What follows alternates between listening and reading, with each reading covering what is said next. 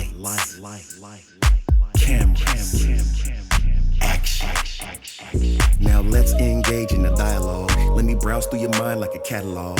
Conscious metaphysics, allow me to break down the specifics. Educate, motivate. If you don't feel free, you can liberate. An LLC is what I'm building, the #1 podcast in the building. So let me slide on up in the Bentley truck in my Versace shirts. They can't get enough of this deep conversation, expansion, elevation. I'll send you a link you can tap in. It ain't quite what I used to do back then. Now I get it on the front and the back end. Multiple money streams keep coming in. Enlightened, empower, evolve. Enlightened, empower, evolve.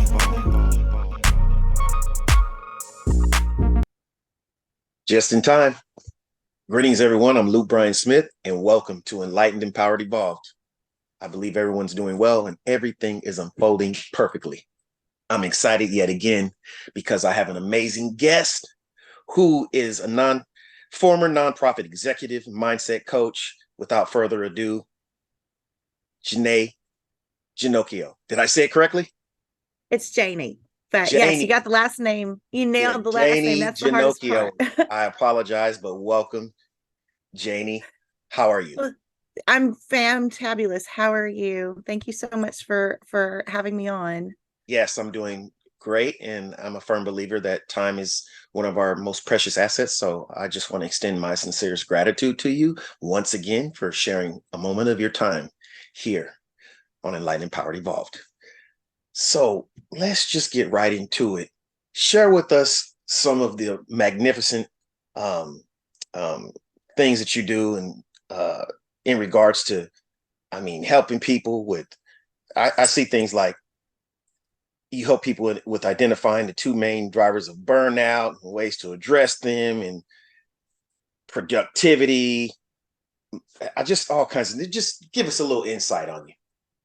Well, for a long time, I started my career in community newspapers, and I saw the impact that nonprofit organizations had on the lives of the people who lived there and the culture of the communities themselves. And so I've always been a passionate advocate for the work that they do. And as I moved out of my media career into nonprofit work, that love became even deeper. But I also saw the challenges and the barriers that they often face in terms of capacity building, resources, and how you have such a group of committed, passionate, mission-driven people that are giving their all, but they're burning out rapidly. And especially with COVID, they've had to meet such increased needs with sometimes fewer resources. And so the burnout's real. Right. And we know that people are leaving the sector in droves, and that's not what we want to happen. And so as I made my own personal healing journey through burnout as a nonprofit executive, I felt called, once I got to the other side of that, to share what I'd learned, to help other nonprofit leaders understand what's driving their burnout, how to address it, how to heal it, and then be able to share that with their teams, with their organizations, that healing, and have that healing grow into the communities and the clients that they serve as well. And so I wrote a book called From Overwhelmed to Optimized. And From overwhelmed to optimized. Yes. And that is where? That is available on Amazon, but you can download a free e-copy of it at www.overwhelmed2optimized.com, and that is TO. So overwhelmed2optimized.com. So you can get a free ebook there. And so from there, I saw my partner and I decided that we were going to leave our corporate nonprofit jobs and start our own social enterprise to help the nonprofits in our state of Arkansas to increase their impact by providing them technical assistance, leadership development, and public policy advocacy. So, and along with that is one of our guiding principles and a personal passion of mine is raising awareness about the need to address adverse childhood experiences and trauma, and for our organizations and communities become more trauma aware. So it's a lot, but it's all very much heart driven and born out of a desire to create the greatest impact possible. Wow. So when did you say that you left your regular job? So I left. We started the Arkansas Nonprofit Initiative back in May, and Oh, so it's just been recent. it's just been recent. And once one of the things as part of my latest healing journey through burnout as a nonprofit executive, I realized that one of the things that I was experiencing that was driving my burnout was what I would call personal mission drift. And that is basically in a nonprofit organization, what we call mission drift is kind of can be a death sentence for that organization, because that means that they're moving away from their original intended purpose, their mission, into things that are not germane, and it leads them astray. And we do that personally as well. We get, because of negative experiences or limiting beliefs or social conditioning or other things, we become separated from our highest intention and that North Star. And so once we become out of alignment with our values, it creates a tension within us, because we know unconsciously that compromising those values is not right. It's harmful to us. And as we ignore those signals of, hey, we need to address this, we create that stress in ourselves. And that, of course, builds on to any other stress you may have in your life, and drives that burnout. So what I discovered. Go I'm ahead. sorry, go ahead. No. I just wanted to interject. Go ahead and finish your Okay. Your thought. So my thought is that at that point, I reached a certain point at the beginning of this year where I realized that my highest intention, my North Star, was to accomplish something much bigger than what my current organization's mission was. So there was a mismatch between the organizational mission and my personal mission. And so I said, okay, now's the time to step out and to create the change that I want to see on the scale that I want to see it, and not have to answer to anyone else's vision. So right now that's very important. But what I wanted to ask, and everything that you've mentioned thus far is just amazing. But what I wanted to rewind a bit mm-hmm. and just find out the essence of where that whole mindset came from. I mean, how did you know to even think like that into in regards to like limited beliefs and all that? When did you start? I mean, was there certain books you picked up? I mean, did you have a mentor? I mean, or have you always been that way? So forward thinking and so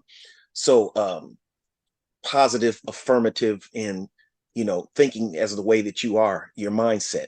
Where did that begin? So I'll be honest with you, no, it hasn't always been that way. Right. I had a note of, and I talk about it in my book. Okay. I had, I kind of grew up in a very lonely, neglected childhood with, my own adverse childhood experiences. And from that, right. As a response to that, as a coping mechanism, I developed this raging case of perfectionism and this driving thought in the back of my head that I'm not worthy. I have to prove that I'm here, right? I have to prove my worth. I have to prove that I'm, that I deserve to be here. And that's a very dark place to live in, right? Right. Absolutely. And because you're constantly disappointed in yourself, you're constantly disappointed in others, you learn not to trust. It's this whole ball of trauma sometimes. And so the book that I will say, in 2017 I was introduced to the concept of adverse childhood experiences. And what that is that was started out as a research study in the 1990s, where the Centers for Disease Control and Prevention and Kaiser Health Plans out west, they surveyed 17,000 Kaiser Health Plan enrollees and asked them 10 questions about things that happened in their childhood. So questions ranged about abuse, neglect, and then what they called household dysfunction. So were your parents separated or divorced? Did you have a caregiver, household family member that suffered from drug abuse or drug addiction or mental illness? Did you have an incarcerated family member? Did you witness domestic violence in the home? And trying to pick up some type of some keys to what might have contributed to the dysfunction. I get it. Yes. Go ahead. And so once they created, so every yes answer was 1 point, and so you could have what was called an ACE score from 0 to 10. Right. And what they did was they looked at people's ACE scores and then their health claims, and what they found was that the higher number of ACEs that you had, no matter what your race, your education level, your socioeconomic level, your access to healthcare, if you had a higher number of ACEs, your risk for negative health and mental health outcomes was elevated exponentially. Right. And so they've done so much research on this, and basically what it boils down to is, as a kid, if you experience all these things and you don't have a caregiver that's there to be safe and supportive and nurturing and to buffer you and protect you from that adversity and to teach you that, hey, things are going to be okay, and you've got people that have your back and love you unconditionally and will take care of you. Basically a healthy environment, a Yes, a healthy, healthy supported, environment. stable foundation. And Mhm. yeah, that's amazing. And what and not to, I don't mean to interrupt you, No. but it just triggered a few things. I can't speak for most people, but in my experience, a lot of people have had very shaky foundations. I mean, Mhm. at the time, you don't know because that's all Mhm. you know. But then in hindsight, especially when you start to work on yourself and elevate, you realize, wow, and see certain things that keep happening in your experience. You can connect it to a lot of way that you were indoctrinated and programmed, and what you've seen and what happened, and all that connects to especially your formative years. So that's amazing how you can scientifically you can come up with studies to to find out, okay, more than likely a high percentage, if you experience this, if this happened, then you're going to turn out like this. And Mhm. yeah, I know that there's been extensive study, especially in regards to science and psychology and psychiatry and all that, to Yeah. find out. So that's amazing. Yes. And so that study kind of opened my eyes. And once I started getting into that work, the book, The Body Keeps the Score by Dr. Bessel van der Kolk, Kolk. Okay. That is kind of the Bible for trauma, learning about Oh wow. trauma, understanding trauma. And it really, I And cried all that the is way what through. again? If you can say The, that book again. the Body Keeps the Score The Body Keeps the Score by by Dr. Bessel, B as in boy, E, S as in Sam, S as in Sam, E, L. And then Bessel. it's a Dutch, yes, and it's a Dutch name. So D as in dog, E, R, space, V as in Victor, A, N as in Nancy, and then space, Kolk. And it's a number one New York Times bestseller. It's been like on the Wow. bestseller list for like In two regards years to now. helping people identify and eradicate what trauma, Hmm. that's And and a lot of us do have that, yes, whether yes, we we do. whether we realize it at the time or not. Yes, a lot of our reactions Yes, come from trauma, unresolved yes, traumas. Yes, because we're sensitive beings. I mean, we are resilient, but we are sensitive, so things affect us differently. Um, Different things that we've seen and witnessed and been through and been subject to affect us all different. So it's always good to have a place to go, um, to seek guidance in regards to, um, how to heal and trauma, and finding other people that have an understanding and a similarity to help. And it seems like that you are one of those ones that people with trauma can go to and find solutions, and your book as well. So that is absolutely amazing. But go ahead. I just had to say that. well, I appreciate that so much. And that's so that kind of started my journey. I realized, I'd been in therapy in and out my whole life, but it never Right. really worked. And then I realized I need a trauma focused therapist. I need someone who specializes in trauma. And so that started my journey. I was in heavily in therapy for 4 years, and then a bunch of things happened. My mother died, first of all, and she We had a very difficult relationship. She was one of my core aces. I'll just put it that way. And so she had a long illness, and I was her main caregiver. And so dealing with that anticipatory grief and then all of that, it really kind of deepened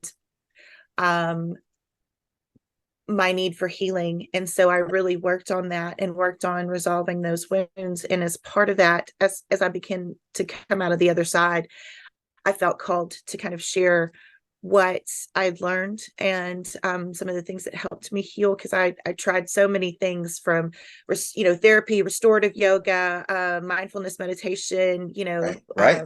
sensory deprivation, you name it. If there was any kind of research, I was investigating it. And as I did that, I decided that coaching was something I wanted to explore. And so I got my certifications with an organization called Avalon Empowerment in Ontario, Canada. And so I'm triple certified in neuro-linguistic programming, quantum change process, and quantum time release, and also in trauma awareness. And so through that process, I learned about the role of the unconscious mind and how it is the connection between ourselves in our current consciousness and our highest self, and how it works to bring up what we need to resolve. And it's not polite, and can have, and can strike at the worst possible times. But learning how to work with the unconscious mind and learning the mechanisms of our patterns, our brain patterns, how our brains work, how we use language, how we use our conceptions of time, and things from quantum physics, quantum biology, and understanding the interplay of our experience and the creation of limiting beliefs is really where that developed from. And then the other piece, in terms of finding our highest intention and using that as our North Star, that came out of a leadership program I took with my previous job, and it's based on the teachings of Dr. Otto Scharmer at MIT. He's an organizational, he studies organizational theory, and so he came up with this theory on leadership in times of disruption that he calls theory U, the letter U. And it teaches leaders to become more curious, compassionate, and courageous instead of being cynical, fearful, and judgmental. And so part of the basis of that is that we have to connect to ourselves, because part of the problems that we face today is disconnection from self. And so when we connect to that highest intention, that highest North Star, we're connecting to our highest self. And then when we use that then to guide our goals, our decisions, how we want to move through this life, then we're greater. When we're in alignment with that, then we're releasing a potential source of tension in mind, body, and spirit. Yes, beautiful, beautiful. And that's just amazing. This similar narrative that I come across often is the people that have seemed like they've been through the most. There's two ways that can go. Either they can just self-destruct and just disappear, or they become extraordinary and really avid and focused on healing not only themselves but other people. And I never get tired of just watching that, listening to people that have been through, the depths of hell and come out swinging and just really advocating for, like I said, not only their own evolution and growth and expansion and healing, but that desire to help other people that have been through or maybe going through what they've been through. And that's just amazing. And I was about to say your name again. Tell me again. Janie. Janie. See, because I want to keep calling you Janae. And I know people do that often, huh? I know they do, because people mispronounce my name all the time. The way it's spelled, they call me, it's spelled with an O. So Brian, right? But people call me Byron all the time. So I know it, because it's a brain pattern, right? It's a brain pattern, right? Yes. Your brain sees it one way. Yeah, Janie. I want to say Janie, and that's good to meet someone with a authentic name that I've never heard before, because I've never heard that name before. I've always heard Janae, Oh, you know. really? So Janie, yeah. It's not very common. I'll Yeah, tell you no, that. it's not common. Just like my name is common, but the way it's spelled, Hmm. the spelling of it, Bryon, it's not spelled that way. It's usually Bryan or Brian. So Hmm. the people's minds play tricks on them. So when they see that Bryon, they twist it to Byron and put the Hmm. BYR. And they say Byron. They look right at it. And I said, oh That's no, right. the R is right after the B. That's not Byron. And so, yeah, but amazing. So your organization, or the organization that you found this organization? You're the Yes. founder. Okay. Yes. So when people come to seek help, where do they go to? Do you have a building, or do they just look you up? I mean, how does that work?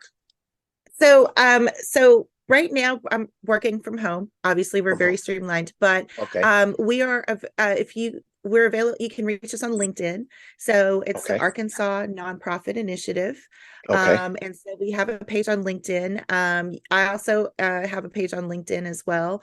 Or you can email me at J Ginocchio. So the letter J, G is in George, I, N is in Nancy, O, C is in Charlie, C is in Charlie, HIO at arnonprofits.com.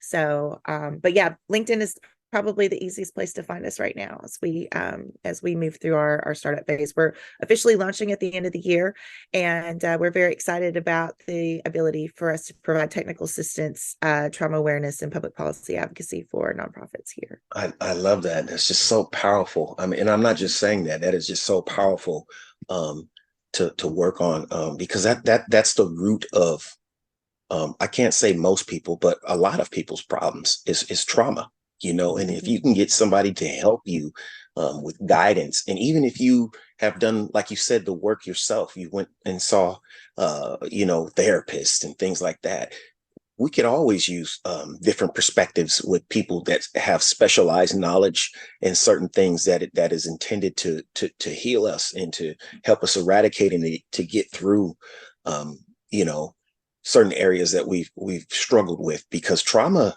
can be a very difficult thing to overcome if you ever do. A lot of Yes. times, I in my perspective, you just learn to cope with it and learn just better ways to offset it, because I've rarely heard of anyone just really just eradicating and digging out the trauma, and it's just never there anymore. It's just hurt ways of being stronger to not allow that trauma to overpower, their logic and what they know is right, and just different ways of offsetting and dealing with it. But and I'm talking from my own perspective, Mhm. there are traumas that I still, and I don't want to affirm this, because I'm a firm believer of watch what you say. Words are powerful, Right. but I'm overcoming still some things, and it's, when I first started in my journey, I'm like, oh, I'm gonna get rid of this. It's gonna go away, and that's my intention still. But Mhm. at the same time, it's a little bit more work than I thought it was going to be at first. Because a lot of times when you listen to other people or you read books, it seems easy, like, Yeah. okay, these people, they're there. Oh, all they did this, and it's like, wait a minute. Especially when you have things like you said, that affect you, and they're embedded in your DNA, and molecularly and subconsciously and metaphysically. It's more than you think, than just you purposely trying to think about it or not. No, they're in there, you know Right. and so you have to, you know um seek help with people that specialize and know about this, that know that it's in there, and it's not just something that you're just doing yourself, consciously, so Right. that's amazing. And I Yeah. will be, oh, go ahead. Oh, no. Well, I was just going to say, a lot of people think, what's wrong with me? Why can't I function in this way? Why do I respond this way? And it's, why can't I control this? Well, it's because you Right. don't you can't control it at this moment, right? It Right. is You can't. it's embedded in your neurology and in your fight or Neurology. flight That's what I was going to response. say. Neuralistically. No, no, no. Yeah, it's in there. Yes. When you start dealing with that, then it's like you're dealing with a bigger monster than you thought you were, than just Yes. thinking that somebody can just tell you how to, oh, just don't think about it no more. Right. Okay. Easier said than done. But once you understand how it works, then you understand and you can name it, right? Once you Right. are able to name something, then you can work to address it. Right. And then we can start understanding how to do it. And going back to something you said, a lot of people go into therapy and they start making headway and they feel really good and they think that okay, I've solved this problem, I've resolved this issue, I've healed from this. And then it Right. just comes and punches them right in the face and they're like, Face. Right. right? That's happened to me. And the thing we have to understand is that it's like an onion. We're peeling back layers, and so we Layers. reach a level of healing, and then that layer peels back, and now we're ready for that deeper healing. And that's when our unconscious mind or our triggers or whatever it is brings that back up, right, to us. Right. And it just shows, though, we have to look at it not as a failure, but as a sign of intense growth and an Right. opportunity for continued growth. So I just Right. wanted to throw that in there. No, that's something great that you threw in there because, yeah, and one thing that stuck out to me, and you didn't quite articulate it this way, but um, when you're working on things, you have to identify and name them and shine a light on them before you can work on them. That's why even like with just like addiction or anything, you're not going to be able to work on that addiction until you admit that, until or any other like adversities or perceived problems that you have to know you have them and you have to know what it is and you have to single it out before you can start saying, now I can work on this here, That's so right. that's amazing, because if you don't know it or you're in denial or you figure there's nothing wrong or don't know that nothing's wrong, you're not going to be, what are you going to work on then? You Right. just think, oh, it's just an attitude problem, or you just think, I'm just like this. It's like, no, you have to single it out and find out, this is where this come from, and this is what this is, and this is what we're going to work on. And that's just amazing. Yeah, Janie, that's part. right? Janie. Yes. Yeah, see, I Yes. was saying that in my head. I said, because if I say her name wrong one more time, I'm going to hit the stop on this show and we're going to redo the whole thing. No, yeah, Janie. Okay. Yeah, I got Janie, it. Go yes. ahead. What were you about to say? Well, and that's actually part of the framework that I outline in the book that I developed. I call it the A New Me framework, and it's an acronym. It stands for awareness. So, Right. bringing into awareness how your experiences have shaped your beliefs and values and behaviors, Right. then naming those limiting beliefs and associated emotions and behaviors, so that you can start to work to understand them. So that's the U. So understanding how they work, how they impact your life, and what you must do to change them. And then the M is for meaning. So being able to take those positive lessons learned that you should have gotten from situations, instead of those limiting beliefs, and making new meaning out of your life story and rewriting your narrative so that it is one of positive growth and affirmation and learning, instead of one of failure and limiting beliefs and of self-sabotage, right? So going back and looking at those events and seeing where we can find the healing through finding what we should have learned instead of the limiting belief. And then from there, once you put all of that together, the final E is empowerment. So now you're empowered with skills and tools to create the life that you want. So Sounds good to me. Thank you very much, Janie Ginocchio, right? yes. Janie Ginocchio. And I don't know why, I was gonna mess up that last name and say Ginocchio, but no, Ginocchio. Yeah, see, you gotta, I'm just gonna call you JG. Yes. um, but yes, that's amazing, and I appreciate your insight and your perspectives and um your wisdom and just your testimonies and just amazing stuff, amazing information, and you keep doing what you're doing. I already know you know that, and just I'm going to put those links up as well. I don't know if you sent me the links, but if not, make sure you send me all the links so that when people watch this or listen to it on whatever platforms, they can have those links. They can just go in the description, click on those links, and find your organization. I want to link to your amazing book as well. And yes, that's amazing. So, any final ideas or words that you would like to share before we conclude this segment? Well, first of all, thank you so much for this opportunity to chat and get to know you better. And I've had an amazing time in conversation. So thank you so much. And then finally, I guess the final thought I would just like to leave everyone is that, you know, what that little critical voice inside your head that says that you're whatever unworthy, unlovable, or says that you can't do that, that voice is a liar, and it is keeping you separated from who you really are. And so pay attention to that voice, note when it happens, and write it down so that you can start to examine and interrogate why those statements and beliefs are coming up for you. I think you'd be surprised at what you find. Wow, amazing. Thank you very much. Hope everyone enjoyed this as much as I did.